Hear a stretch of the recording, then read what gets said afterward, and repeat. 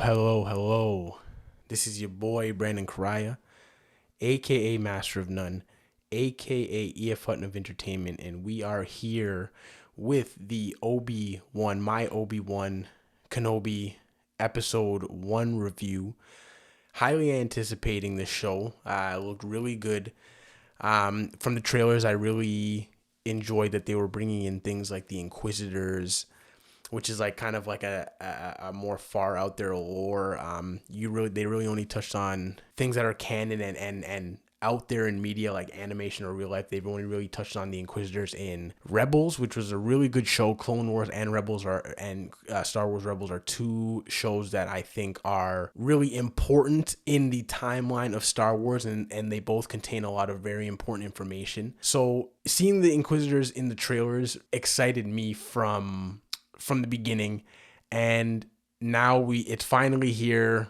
They dropped 2 episodes and we're gonna get into episode 1. First off, the episode looked absolutely gorgeous. I'm obviously guessing that they most likely use the soundcraft technology that or the stagecraft technology, that they've been using for The Mandalorian.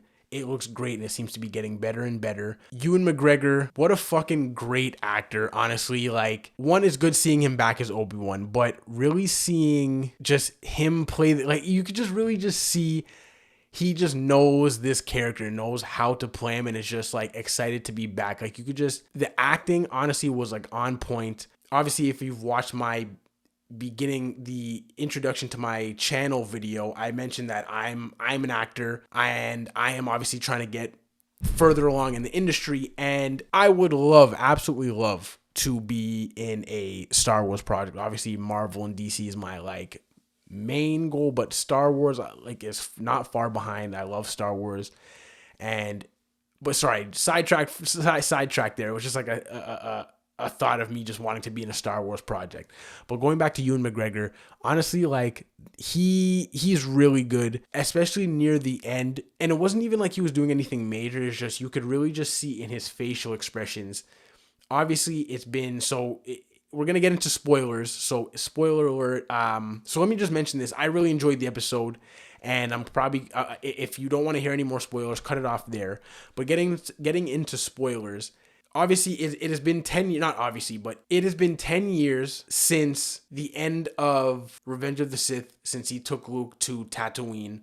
And we just see a aged Ben Kenobi basically working at like, I don't know, some meat factory where he's literally just like a butcher or something, just carving up some kind of giant fish that's there. And obviously, they're just kind of like, they're basically this episode sets the tone, but also just gives us a glimpse of who he is, who he's become, what he's kind of been doing, even what his just day-to-day is. And you obviously see that he has changed. He's not the same person, isn't displaying any Jedi abilities. Like, he's not out there. People don't even know. A lot of people, some of the Inquisitors actually think like he's long gone. So he's just kind of blending in normal, forgetting about that Jedi past, and really just trying to be hidden, which is the message that he left out to the rest of the Jedi. And he's obviously keeping an eye on Luke, which you see in the episode with him just looking through the binoculars. And again, great acting just on his facial expression. His facial expression is just him being excited to see Luke, and just seeing like just the hope and the joy in his eyes, but then also him getting flashbacks to Anakin when they first met Anakin on Tatooine. And so in the end, you just see his facial expression kind of shift from him being like joyed watching Luke to kind of reserved and just like ashamed in a sense of his past and his failure. And further along in the episode, I'm just kind of highlighting Ewan McGregor's acting right now. And further along in the episode, I'm kind of jumping ahead, but after they kind of just lay out what Obi-Wan has been doing and what the kind of person he is, and you can just really see that he's really removed himself from the Jedi Order, you actually cut to baby Leia, which I kind of like clicked in right away. But you cut to baby Leia, and she's just being a kid, doing her thing, and there's like an important function happening with I I think it was Leia's mom's sister or something like that. But obviously it was politics were involved, but it was just a function and they were coming over and Leia was just being a kid causing ruckus. There was a nice moment between Senator Organa and Leia. And you just really see that Leia was just fiery and sassy from a young age, and you just see qualities that from a young age that would make her into a good general and a good senator from the movies that we know her, obviously New Hope, Empire Strikes Back, Return of the Jedi. And throughout the party and the function, you're just familiar, you just get more familiar with the relationship that Leia had with Senator Organa. And later on in the episode, you actually see, and again, spoilers if you're still here, but later on in the episode, you see that she was supposed to come back downstairs to the party, and she ends up going back into the woods to play, because obviously, kids will be kids, and she gets ambushed by 3 bounty hunters that ends up capturing her. And you see that it is the third sister, one of the Inquisitors that were introduced from the beginning of the episode. And I didn't even mention that like from the jump, you see Inquisitors, the Grand Inquisitor, which again, if you didn't see Rebels, you might not be too familiar with, but the Grand Inquisitor is from Rebels. You see, and 2 other Inquisitors are with him, like maybe the 5th brother, I think. They didn't really say it, but it's played by Han from Fast and Furious. So big up yourself, Han. Good seeing you. And the third sister, which is the one that ends up kind of orchestrating this plan because she's hunting for Kenobi. We're not yet privy to why that is, but she is hunting for Kenobi. She wants bigger Jedi fish, and she wants Kenobi specifically. So obviously, we're going to probably find out that there's history, some kind of history there. And because Senator Organa's daughter, Leia, gets captured, his instinct is to go to Obi Wan, because obviously Obi Wan was there when Padme gave birth to both of them, and he was there when they made that decision to split them up, and thought it would be better for them to be split up so they wouldn't be able to find them, because he thought them closer together, it'd be easier for them to kind of sense them in the Force. So obviously Organa would come to Obi-Wan being like, there's no one I would trust with this. You know how important she is, and I need you to help find my daughter. Obi-Wan starts to go on like a speech, not a speech, but just starts to mention that I need to watch the boy. You know how important the boy is. And Organa basically makes it clear, like, she's just as important as the boy. And it's true, because even if you go back and look at the movies, Luke's arc wouldn't have even been completed and fully fleshed out or even fully realized as a person if he never met Leia. And like, Leia was such an important person, an important part to Luke and his character development at that moment, that yeah, like, it was important for Obi-Wan to basically go out and rescue her.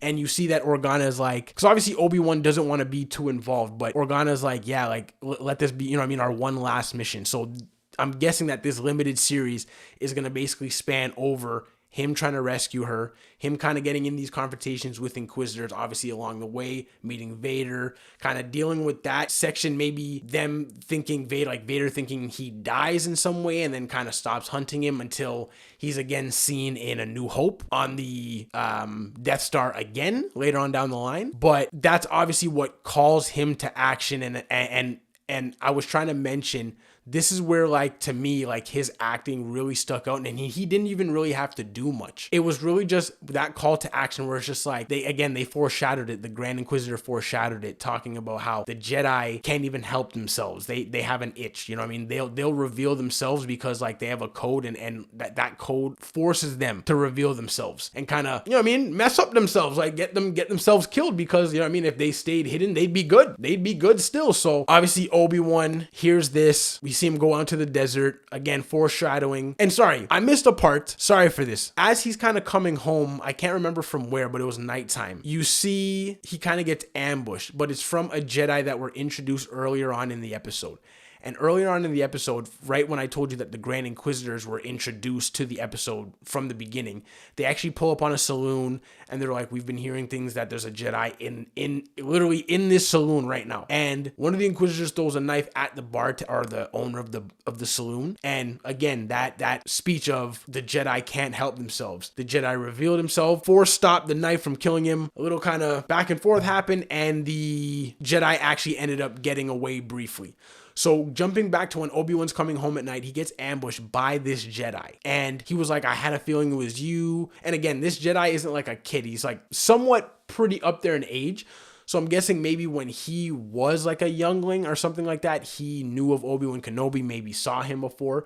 But he recognized him, pulled up on him and was like, yo, like what's going on right now? What's popping? Like, yo, you were once like a great Jedi. Like, we can't just leave things like this. Like, we gotta like, you know what I mean? What about the fight? And then you just see Obi-Wan, like, the fight's over. Take your Jedi, take your lightsaber, go out into the desert, bury that, leave that, just be hidden, live a normal life. Like, it's done. It's over, man. It's over. Kenny Smith, it's over. Like, he's basically saying, like, give up on all that. Give up on all that. And you just see him standing there stunned, like, yo, like, are you serious? Like, I wasn't expecting that answer. So you just really see how that experience with Anakin and just obviously the 10 years has really just changed Obi-Wan. And it's funny because I know Star Wars fans are a little sensitive. I really enjoyed this episode, this setting up of what the rest of the season is going to be. I know Star Wars fans have trouble, and maybe I'm poking a little fun right now, but I know Star Wars fans have a little bit of trouble when they see that a beloved character of theirs kind of changes in personality. You know what I mean?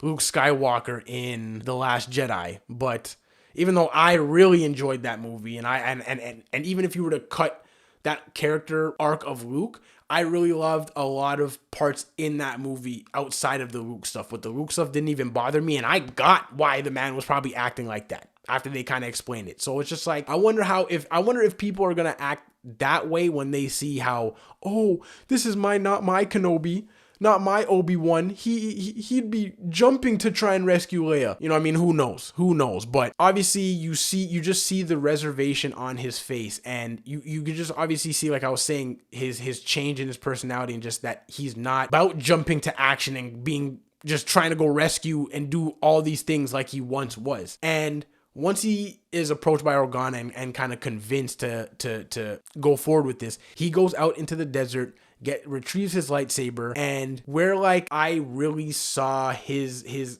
again, like really come through in the facial expressions, just like his elite acting skills, is when he takes out the credit for like the transport ship, and the girl taking the tickets is like, so are you coming? And you see the reservation on his face, just like really on his face. Like, it's just like, but you also see that it's like, I need to do this, and I kind of want to do it because it's part of me. But just like that battle and that duel, you really are just able to see it on his face. And that's why I say Ewan McGregor is such a good fucking actor, honestly. But going on to the episode as a whole, I really enjoyed the episode.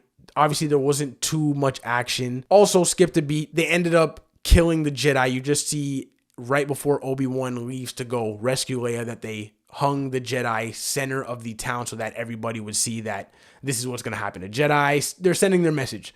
Classic, you know what I mean? Classic bad guy message. So we're not going to be seeing that guy again if you think that maybe he might help Obi-Wan on some kind of mission. Nope. Not happening. Nope, not happening. And yeah, it was just a good first episode, just getting us back into that world, getting us back into the time of Obi-Wan and when he would be doing this, just kind of catching us up and kind of getting us familiar with that part of the timeline, because the last show that dropped would have been Boba Fett, and obviously that's further along in the future. So yeah, good episode to start. I'm excited to watch episode 2, and I'm sure that obviously as the episodes go along, the action will turn up, but I'm excited for the lightsaber battles. Obviously they've been teasing that there's supposed to be like a lightsaber battle with Obi-Wan and Vader, so if that happens, that's going to be friggin' amazing. So can't wait for that. So good first episode. So that's it for this video. That's it for this Obi-Wan review, episode 1 review. If you think you would like content like this in the future, like this, subscribe.